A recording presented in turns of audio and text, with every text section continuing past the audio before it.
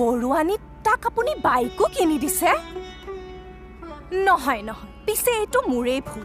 As a দায়িত্বশীল neighbour মই আপোনাক প্ৰথমতে ক'ব লাগিছিলে তাক বাইক নিদিব। নহয়, বাইকৰ লগত কি প্ৰব্লেম আছে এতিয়া আপোনাৰ? তুমি কি বুলি প্ৰশ্ন নকৰিবা। সেইদিনা জানেনে বৰুৱানী, মই বজাৰৰ পৰা আহি আছিলো, হঠাতে এনেকুৱা লাগিল পাকিস্তানে যেন মিছাইল এৰি দিলে।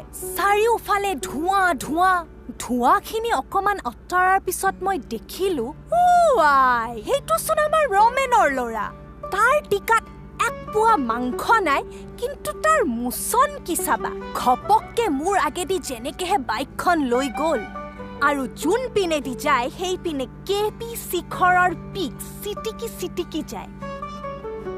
আমাৰ ঘৰৰ ৱালৰ কালাৰে দিব লগা হোৱা নাই, চব ৰমেনৰ পুতেকৰ কাম।